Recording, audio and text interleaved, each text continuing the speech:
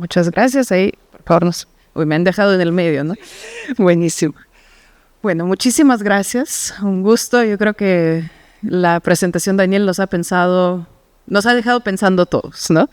Entonces, me toca ahora la tarea difícil de seguir con la conversación después de ello. Entonces, bueno, creo que ya David ha hecho la introducción, pero es un honor estar acompañada con ustedes. Y quería empezar con Cristian, contigo. La primera pregunta para ti, desde una perspectiva de una compañía de retail y consumo masivo como Natura, ¿qué casos de Agentic AI ustedes ya tienen pensados o priorizados para este periodo que estamos hablando de 2026-2030? Bueno, vamos. Bueno, buenos días a todos primero, un placer estar acá. Espero que ustedes tengan la misma ansiedad que tengo yo de escuchar sobre el tema. Creo que sí nos genera una ansiedad bastante significativa hablar del tema. Lo primero que por ahí quería decir antes de responder tu pregunta es que creo que tenemos que empezar a abrazar este tema sin mirarlo con terror, ¿no? Porque después de ver todos los avances tecnológicos y de la revolución, seguimos vivos, seguimos en pie, seguimos trabajando y la tecnología está a nuestro favor. A mí me gusta pensar en esto, pensar en cómo incorporamos esto, colocarlo a nuestro favor y cómo nos hacemos más efectivos y eficientes en nuestro trabajo usando la tecnología a nuestro favor. Esta idea de pensar en la suplantación sí nos angustia. Yo soy uno de los fieles defensores de que una máquina no nos va a reemplazar porque tenemos cuestiones que son irreemplazables, nuestra intuición, nuestra sensibilidad, nuestra humanidad, y es donde es el momento más crítico para mostrarlo, ¿no? Y para que eso surja y nuestros skills de liderazgo son más fuertes que nunca y son los más importantes. Entonces, dicho esto, la pregunta cuando hablamos de este futuro, dentro de un plan estratégico tenemos un montón de desafíos, tanto de rentabilidad, de crecimiento, de growth, como cada compañía tiene, pero me parece que este tema de cómo utilizamos a los agentes al servicio de la organización sí son cada vez más claves. Nosotros pensamos en hacer una segmentación de actividades. Ahí Daniel describió muy bien con la metodología HAS y con los distintos niveles de delegación de decisión sobre la gente. Nosotros lo simplificamos como elegir 3 tipos de delegación, ¿no? Una primera que sería la más operativa, donde tal vez tenga una delegación de un 80%, por decir algo así, de entre 70 y 80% de delegación, que la gente sea autónomo para tomar decisiones de las tareas más operacionales y más operativas que hoy tenemos dentro de una organización. Esta sería como la primera segmentación. Una segunda que tal vez pensamos en las actividades que son más tácticas y un poco más complejas, donde tal vez la delegación de decisión esté a una mitad, ¿no? Un 50%. Y luego tenemos las actividades más estratégicas, que son las que menor delegación dejaríamos en estos agentes, donde estarían más recargados sobre los humanos y sobre los líderes de la organización y tal vez con una contribución de un 20% de automatización. Me gusta simplificarlo de esta manera porque a partir de ahí empezamos a entender cuál es el rol de cada uno de la organización, ¿no? Entonces, un nivel operativo más plano desaparece. Yo pienso que tenemos que desafiarnos a ser remunerados por ese 20% de contribución, que ese 20% valga la pena. Es como hoy tu auto que tiene cámara para estacionar. Mi papá siempre dice, hay gente que choca igual. Y sí, porque hay un 10%, un 20% que está con vos, ¿no? Tenés que mirar al espejo, tenés que prestar atención a la cámara. Entonces, tenés un montón de ayudas, pero hay una parte que está con nosotros. ¿Cómo nos diferenciamos con ese 20% y cómo lo hacemos un poco más robusto? Me parece que cuando hablamos de qué hacer, qué empezar a hacer, esto de segmentar me parece que es un primer paso para elegir qué nivel de delegación le vamos a dar. Esa sería mi primera respuesta. Buenísimo, muchas gracias. Javier, volteo contigo y perdón que es una posición difícil, pero Javier, eres un visionario, eso lo sabemos. Creo que en cada conversación tú conversas con Javier y Javier ya está ideando de cómo mejorar las cosas y productos que crea. Y te quería hacer una pregunta sobre lo que vemos en las organizaciones de muchos pilotos, ¿sí? Entonces, pero es muy difícil escalar al Agentic AI en el momento a un siguiente nivel que ya sea, digamos, más masivo. Entonces, ¿qué tipo de brechas tú ves, tecnológicas y no tecnológicas, que necesitan las organizaciones superar para lograr ese nivel de escalamiento y los impactos que mencionaba Daniel un poco. Muchas gracias. De hecho, creo que los pilotos siempre son el camino correcto, ¿no? Porque el piloto siempre termina en un caso de negocio, que puedes aprobar, ¿no? Es decir, bueno, hemos probado que haciendo esto logramos incrementar el número de atenciones, reducir tal cosa, y no, terminamos en una hipótesis. Si incrementamos el volumen de inversión en este piloto, vamos a lograr, ¿no?, el resultado de tanto, con un margen de error, ¿no? Entonces, en teoría, el piloto bien llevado debería permitirte escalar. Pero luego ocurren otras cosas que son brechas, vamos a decir, humanas por un lado, que te hacen preguntarte, oye, pero voy a retroceder y voy a decir, cada vez que tengo reuniones van con temas como no, pero no, esto impactaría en la reducción de personas, ¿no? Y yo creo que en general hay que buscar. Hay una frase que me encantaba usar al principio cuando comenzó todo esto de IA, era: la IA no se viene a llevar tu trabajo, se viene a llevar lo aburrido de tu trabajo. Me encantaba eso, ¿no? Pero luego me di cuenta que hay gente que tiene trabajo bien aburrido, pues, ¿no? O sea, que realmente es bien aburrido lo que hace, ¿no? Cuando llegó la IA, yo dije, oye, este detalle nunca pensé que se iba a llevar primero al artista, ¿no? Jamás, ¿no? Cuando yo programo computadoras desde los 12 años, cuando me preguntabas qué se va a llevar primero, jamás a hacer música, artista, eso requiere un nivel de intelectualidad, ¿no? Entonces, creo que ese detalle se puede aplicar a muchas cosas, como por ejemplo, cuando estaba en la presentación de Daniel, me hiciste acordar, oye, viene el tema, el jefe, vamos a separar el concepto de gerente o líder versus jefe, supervisor, ¿no? Que son trabajos altamente reemplazables por una inteligencia artificial, ¿no? Entonces, para conectar ahora sí con la pregunta, ¿no?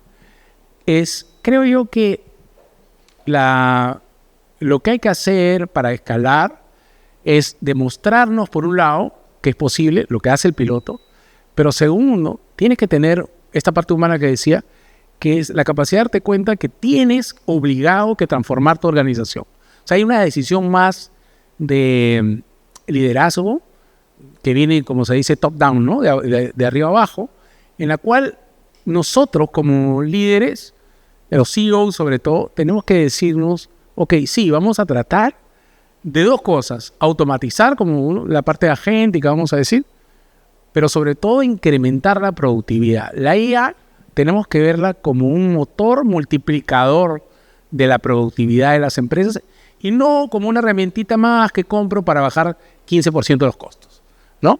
Ese no es el camino. No es vamos a meterle, no sé, 10 millones a esto. Además es increíble, porque me da mucha risa cuando hablo con financieros.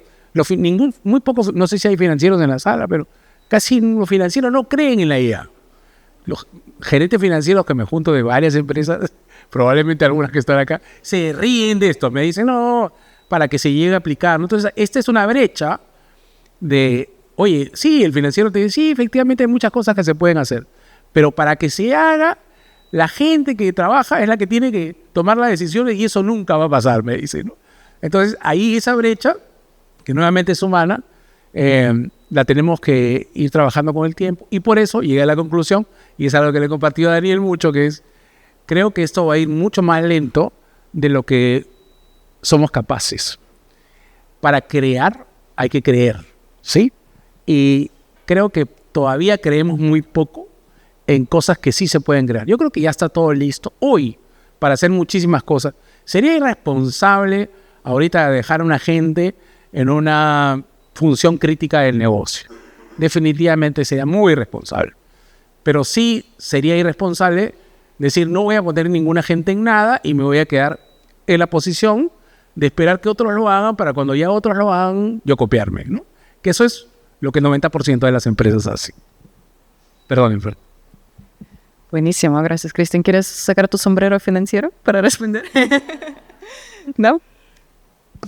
No, iba a hacer un comentario sobre eso, obviamente en favor del rubro. Soy formado en finanzas, pero bueno, ya pasé a la luz y hoy miren dónde estoy. Buenísimo, gracias. Y los dos han mencionado el tema de la estructura, ¿no? Y efectivamente, si hablamos, es una revolución tecnológica, pero el impacto es claramente holístico y transversal. Entonces, la pregunta que les tengo para los dos en ese caso es cómo se imaginan que eso de Agentic AI va a ir transformando las organizaciones donde ustedes están, donde lideran. Y si tienen algún ejemplo de algún área o una función específica de cómo va a cambiar en esos próximos 3 o 4 años, ¿y cuál va a ser el plan de trabajo para llegar a esa visión futura? Entonces, no sé, ¿a quién le doy el micro primero? Muchas gracias. De hecho, mientras hacía la pregunta se me olvidé la mitad de la pregunta, pero sí creo que para que esto se implemente y crezca, tenemos que comenzar por la parte de hacer las pequeñas pruebas. En los casos de ejemplos, personalmente, yo desde que comenzó esto hace 3, 4 años, me puse creo que tengo esta ventaja de programar computadoras desde los 12 años, ¿no? Entonces, en esta onda de que programo computadoras, cuando llegaron los API de las IAs, fui uno de los primeritos que me metí inclusive en estas pruebas piloto que habían antes, ¿no? Que esperabas que te toque y te daban el derecho a usar, ¿no? Sentías que eras elegido para poder escoger. Y entonces comencé a programar. Salió un paper en esa época que se llamaba Smallville, algo así. Y era un paper de Stanford que comentaba que habían creado varias IAs. En realidad eran simplemente varios programas. Cada programa se conectaba a una API de OpenAI en ese momento. Y lo que hacía era, me voy a alargar mucho, pero voy a cortarlo. Le daba un objetivo, tareas, ¿no? Creaba mini agentes, pero además les daba la posibilidad de reflexionar, ¿no? ¿Qué cosa está pasando? Les daba tareas del día, su horario y personalidad a cada uno. Y background y personalidad. Y era como una villa chiquita, y en esa villa chiquita todos interactuaban. Y a mí me prendió tanto eso que dije, no, yo tengo que... Llego a la casa y me pongo a programar mi Smallville. Y de hecho lo hice en horas. Me acuerdo, en horas ya tenía en mi computadora gente peleándose, discutiendo, yo siguiendo. No podía seguir. Había creado como 30 y luego dije, no, solamente voy a trabajar con 8 para poder seguirlos, ¿no? Mi punto es, cuando me di cuenta de eso, dije, oye, esto tiene un potencial de aplicación a muchas cosas. Una de las cosas que hice fue cada vez que me toca un tema, le pongo a varias IA y empiezan a discutir entre ellas, ¿no? Es algo muy sencillo de hacer, solo que no está, creo que ninguna empresa te ofrece eso, ¿no? Dale, en lugar de usar un solo ChatGPT, creas 8 personalidades y le dices, o backgrounds, y les haces una pregunta y los haces discutir entre todos. Eso es muy sencillo de hacer. Entonces, para ir al tema práctico, hace ya un año, una de las empresas en las que yo participo, digamos, se llama Fluvip, y Fluvip hace influencer marketing. Y uno de los grandes problemas que tenemos es que nos demoramos casi 4 días, desde que visitamos al cliente y levantamos la necesidad, nos demoramos 4, creo que 4 es educado decir, 4 días para enviar la propuesta. Entonces, me empecé a juntar con toda la gente del equipo para ver en qué consistía todo el proceso de hacer una propuesta y definí un flujo agéntico, vamos a decir, en el cual utilizo sí agentes en algunas partes, pero después bastante de programación tradicional para hacer una propuesta en tiempo récord, ¿no? Hoy día, desde que me reúno bueno, yo no, pero se reúne un comercial con algún cliente, le toma las preguntas de lo que básicamente quieren hacer y sale la propuesta, pasan 5 minutos. Tampoco es un minuto, son 5 minutos que cuando esperas es un montón. Pero el punto es, imagínense todo lo que ha pasado ahora en la organización. Gente que hacía el trabajo antes te dice, no, esas propuestas que salen de la gente son una porquería. Y probablemente sí son una porquería, ¿no? Comparado con lo que hacía un equipo grande en 5 días. Pero lo cierto es que están cerrando el mismo número de negocios que cerraban las propuestas que no eran vamos a decir, no tenían el nivel de desarrollo que tiene un humano en equipo, ¿no? Entonces, para seguir conectado con la pregunta, creo que hay que irse probando, hay que escoger en las organizaciones funciones en las que, por ejemplo, las propuestas, ¿no? Hay gente que me dice, ¿cómo vas a poner la propuesta automática? Pero cuando ya la gente, que son los mismos ejecutivos, que ven la propuesta, que ya les sale con las gráficas, con todo, lindas, ¿ah? Lindas las propuestas, visualmente por lo menos sí. Y que la tienen en unos minutos versus esperar 5 días para volver a tocar base con el cliente, pues te das cuenta que empiezas a encontrar cosas que parecían que no y que multiplican la capacidad de venta. Nos ha pasado que vamos, licitación, allá vamos, ¿sí? Enviamos la propuesta y dice, ya hemos parado la licitación, ustedes ganaron porque nunca hemos visto a alguien tan rápido haciendo una propuesta, así. Entonces, siento que es eso, que tenemos que buscar casos de uso que son de alto impacto para nosotros, pero que, digamos, tienes un filtro humano al final, que es el que manda la propuesta y dice, no, esto le puedes cambiar porque además son editables. Entonces, todas esas cosas que tienen un filtro humano, perfectas, son súper automatizables, ¿no? No la vas a embarrar. Creo que eso es. Perdona. Bueno, yo pensaba en, bueno, cómo organizamos, ¿no? la nueva organización y qué ejemplos de funciones. Primero, esto que decía Daniel de pensar que cada colaborador tenga su grupo de agentes, eso me parece que ya está al alcance, ya está a la mano de cada uno. Eso creo que lo debemos fomentar. Hay un trabajo de cultura y de organización que no, por ahí hablo después de eso, pero sí es enorme. Pero primero pensamos en una organización que tenga colaboradores que tienen agentes a su servicio. Ahí pienso que aparecen figuras nuevas como del champion de agentes, ¿no? Alguien que esté cuidando esa arquitectura de esos agentes. Necesitamos crear entonces una nueva organización que esté cuidando de eso, que esté trayendo tecnología, que esté trayendo capabilities, que esté cuidando de lo que cada uno de esos agentes va a decidir y cómo se conecta uno con el otro.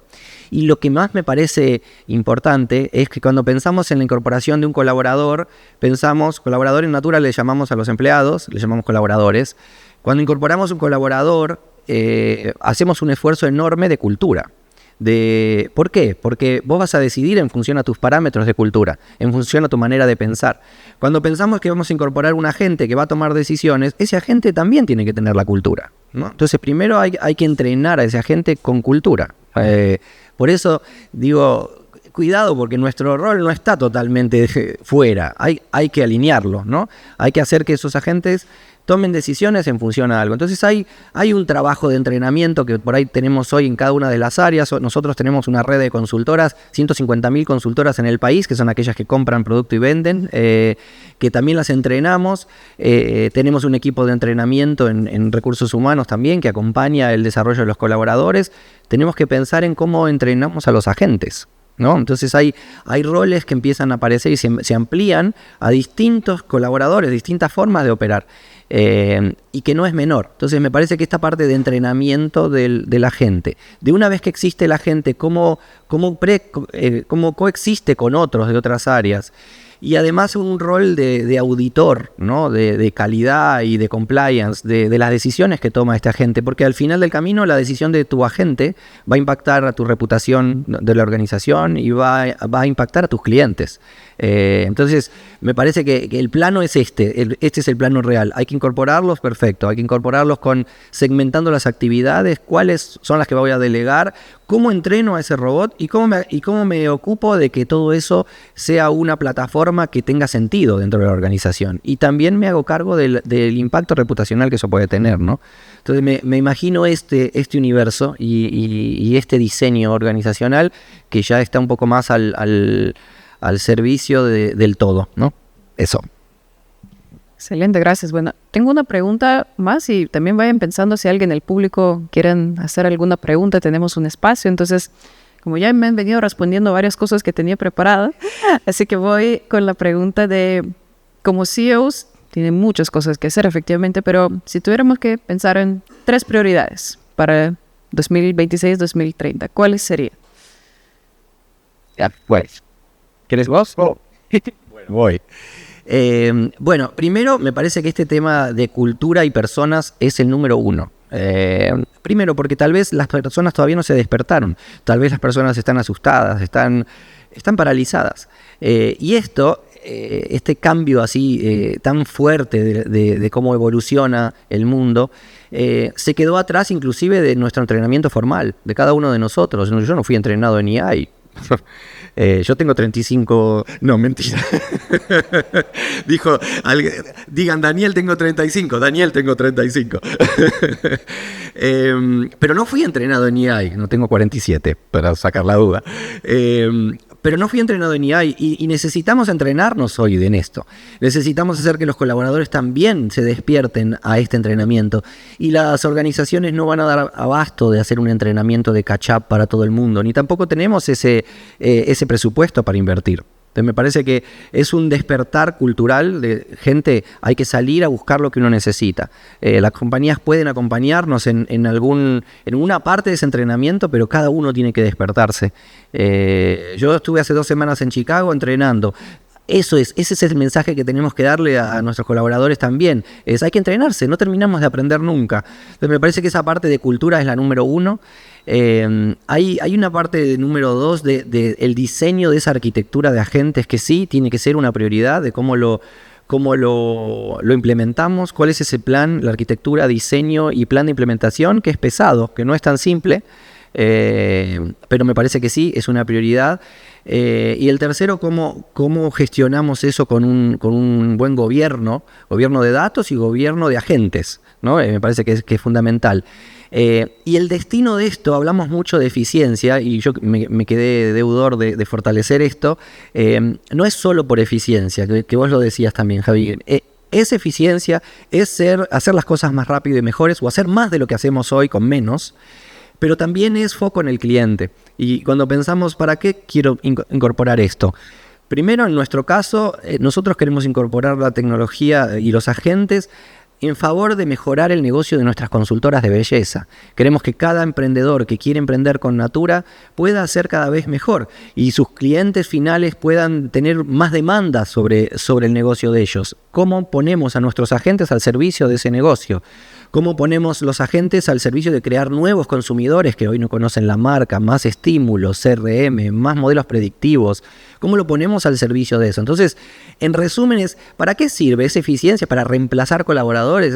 Esa sí sería la mirada de un financiero, que no es eso. O sea, esto es cómo la usamos en favor de generar valor, una mirada de growth. ¿Cómo pongo todos estos agentes a generar oportunidades de negocio que me permitan generar más negocio para mí, para mis clientes, para mi red de aliados, que en nuestro caso es de consultoras, y cómo me preparo internamente con un trabajo de cultura eficiente, de diseño de agentes y cómo conviven ellos en el universo de todo el ecosistema? Lo que eso diría, de prioridades y cómo aplicarlo. Coincido, siento que el primer titular sería algo así como democratización. Hay que trabajar mucho la democratización, primero de GenAI, no hablemos de Agentic AI, sino en general. No hay forma que... Hay un montón de estudios, ¿ya?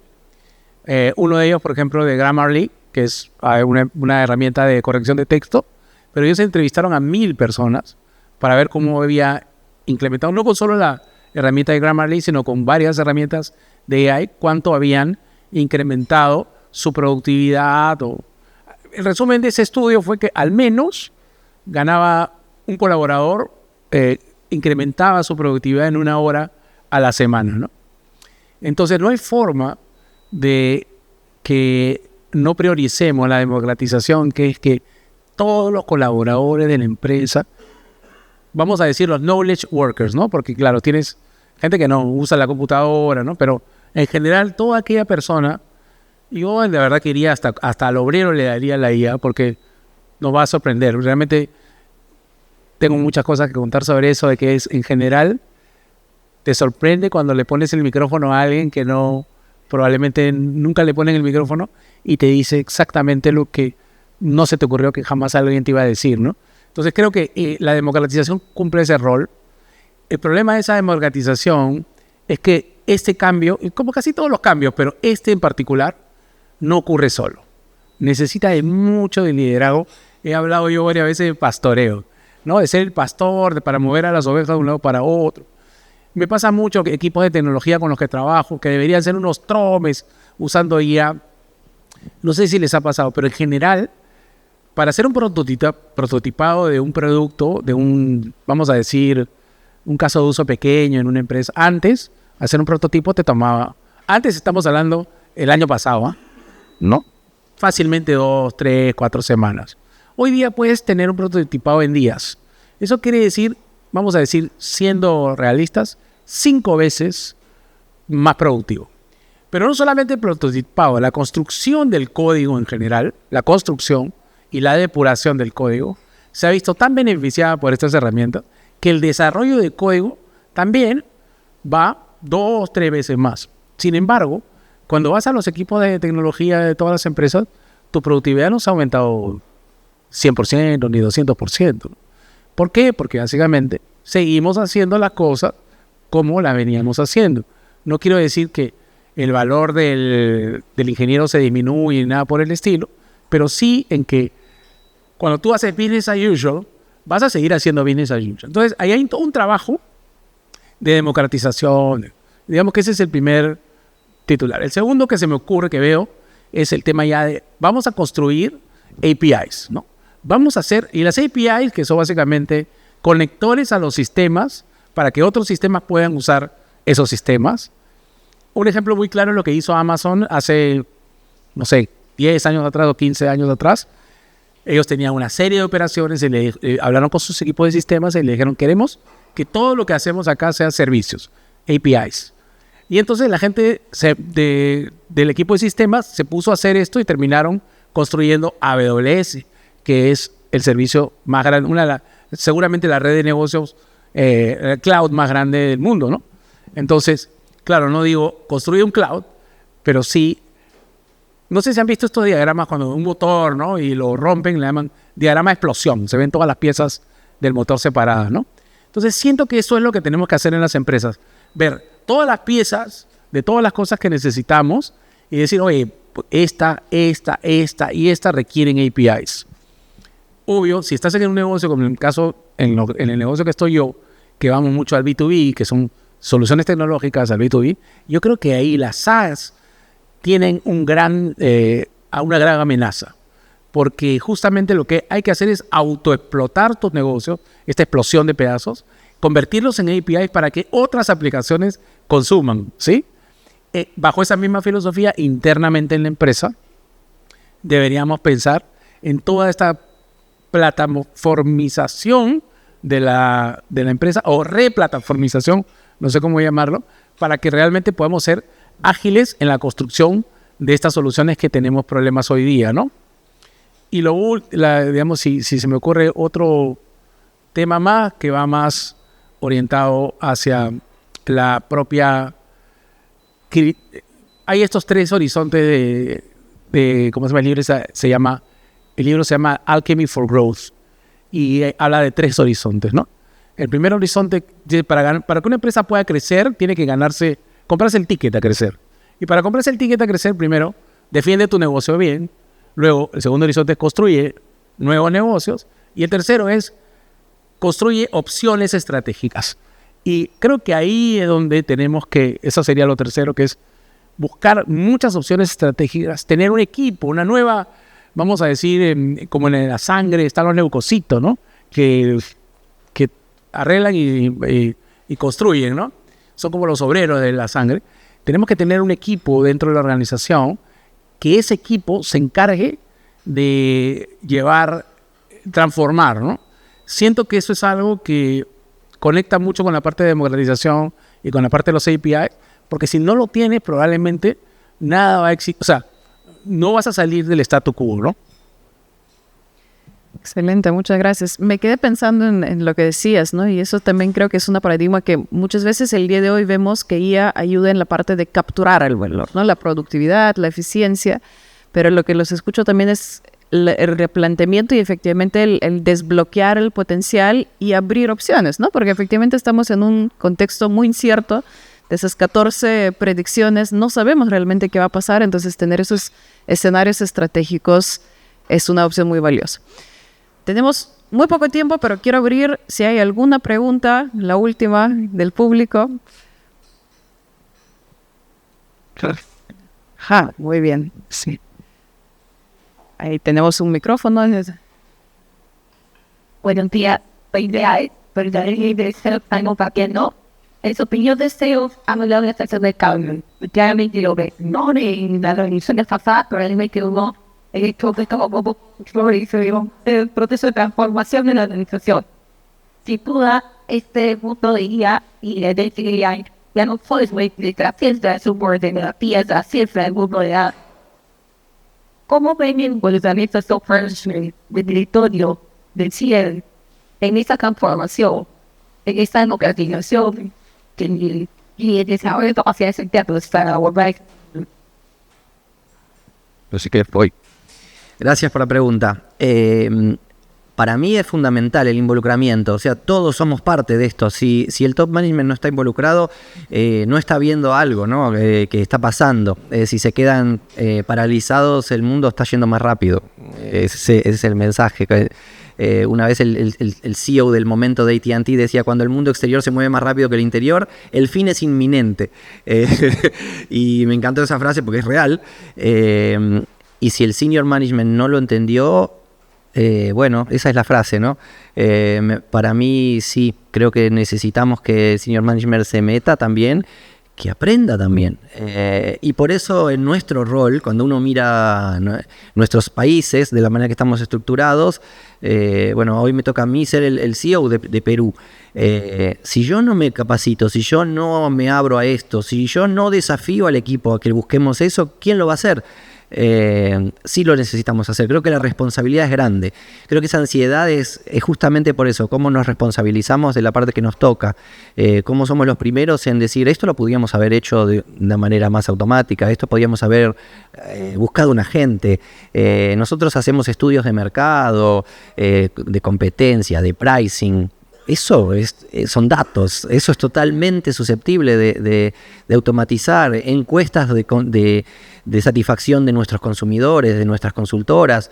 Ya tenemos hoy creados distintos ambientes donde tenemos ahí las respuestas, y yo entro ahí y pregunto: ¿qué dice nuestro consumidor de nuestro producto? ¡Puc! El consumidor está opinando que el producto es buenísimo, pero que el precio está alto, que el descuento podría ser mayor. ¿No? Entras directo al contacto con lo que está pasando en el campo. Creo que la respuesta es sí. Si no lo están mirando, el fin es inminente. Creo que es así. Hay que movilizarse. Esa es mi opinión. Sí, en la misma línea, creo que como dije hace unos segundos, ¿no? Este cambio no va a ocurrir solo. Necesitas que alguien lo haga. El top management, no solo el CEO, sino pues los vicepresidentes o las personas, el grupo que le reporta directamente, tiene que pasar primero por un proceso de transformación. Por ser CEO no te la sabes todas, es lo contrario. Si eres CEO, tienes que estar en constante evolución, aprendiendo. Hay un caso buenísimo, y con eso cierro, porque se me ocurre una idea buena. Véanlo, está en YouTube, es la entrevista al CEO de Alianza Team, que es una de las principales empresas de aceite de Colombia. Ellos no producen aceite, sino generan investigación sobre el aceite para productos.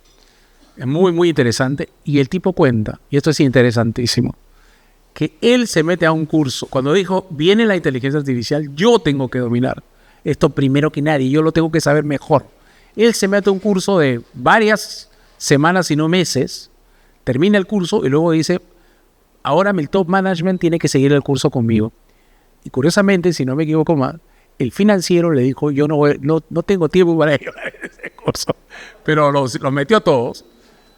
Pero el punto fue, y esta parte de donde viene la parte interesante, uno del equipo de él le dice: ¿sabes qué? Me retiro del curso porque ya llevé 2 veces el examen de tal sesión y no lo paso.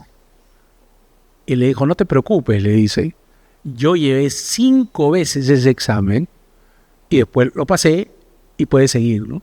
Y creo que ese es el punto. Si tú como líder realmente no te metes a entender las cosas, a saber cómo le vas a sacar el jugo, no esperes que en la última línea de la organización vayan a ocurrir los cambios.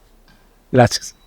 Buenísimo, muchas gracias. Yo sé que hay muchas preguntas y les agradezco y es un lujo conversar, pero les invito después del cierre, vamos a tener un espacio y hacemos las preguntas en el networking. ¿Sí? Así que, Cristian, Javier, un gusto conversar. Muchísimas gracias por compartir las experiencias.